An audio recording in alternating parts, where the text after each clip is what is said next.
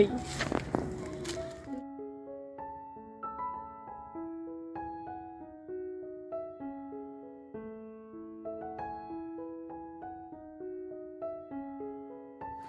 La cigale et la fourmi. La cigale, ayant chanté tout l'été, se trouva fort dépourvue quand la bise fut venue. Pas un seul petit morceau de mouche ou de vermisseau. Elle alla crier famine chez la fourmi sa voisine, la priant de lui prêter quelques grains pour subsister jusqu'à la saison nouvelle. « Je vous paierai, lui dit-elle, avant l'août, foi d'animal, intérêt et principal. La fourmi n'est pas prêteuse, c'est là son moindre défaut. Que faisiez-vous au temps chaud ? Je chantais, ne vous déplaise. Vous chantiez, j'en suis fort aise. Eh bien, dansez maintenant, Jean de La Fontaine. » La grenouille qui veut se faire aussi grosse que le bœuf. Une grenouille vit un bœuf qui lui sembla de belle taille. Elle, qui n'était pas grosse en tout comme un œuf, envieuse, s'étend et s'enfle et se travaille pour égaler l'animal en grosseur, disant « Regardez bien, ma sœur, est-ce assez ? Dites-moi, n'y suis-je point encore ? Nenni, m'y voici donc ? Point du tout. M'y voilà ? Vous n'en approchez point. » La chétive pécore s'enfla si bien qu'elle creva. Le monde est plein de gens qui ne sont pas plus sages. Tout bourgeois veut bâtir comme les grands seigneurs. Tout petit prince a des ambassadeurs. Tout marquis veut avoir des pages. Jean de La Fontaine. Vas-y, Odane. La feuille.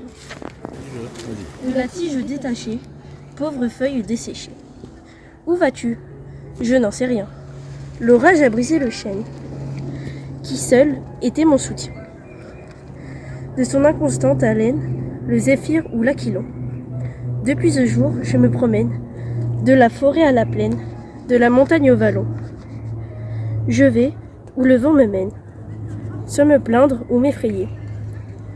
Je vais où va toute chose, où va la feuille de rose et la feuille de laurier.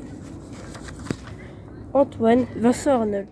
Si j'étais un poème écrit par un enfant, je creuserais des trous dans les émotions fortes, pour regarder à l'intérieur, pour en connaître la couleur. Puis je caresserai les pattes des matots, le bec des hirondelles, le poli des cailloux, le rugueux des moustaches, pour voir comment ça fait. J'écouterai longtemps tout ce qui fait du bruit. Le froissement des feuilles, la craie sur le tableau, les cliquetis des clés qui ouvrent les mystères, les pas sur les pavés. Je fourrerai mon nez partout où ça sent drôle, partout où ça sent bon, et même où ça ne sent ni l'œillet ni la rose. Il me faudrait tout ça pour qu'un enfant m'écrive et me nomme poème. Des bouquets d'émotions, des tas de sensations, véritables vécus. Après, il chercherait des mots pour vous le dire. Christian Koslany.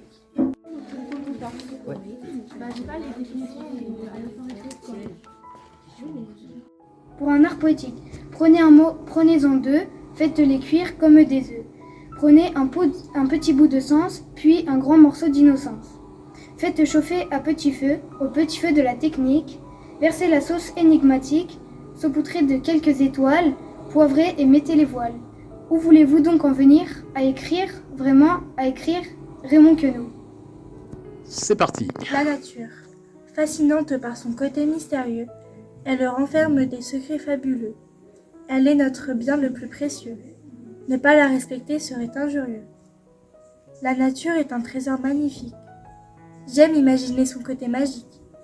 Elle détient des pouvoirs fantastiques. Elle inspire le monde de l'artistique. J'adore son côté de contradiction, fragile par la bêtise des populations. Elle subit les affres de la population. Pourtant, elle est impuissante tel un lion. La nature est sensible et possède une âme. Elle mérite cette considération, cette belle dame. Si nous voulons éviter le courroux de sa flamme, aimons-la pour que brûle toujours sa flamme. Sébastien Charles. Voyage.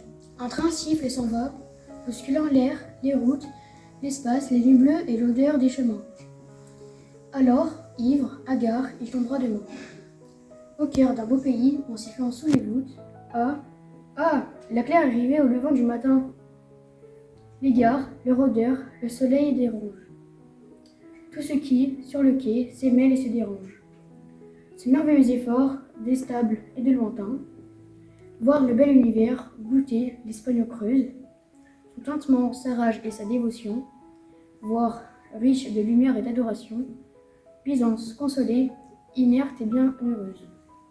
Voir la Grèce, de goûts au bleu, de l'air salin, le Japon en vernis et la Perse en faïence.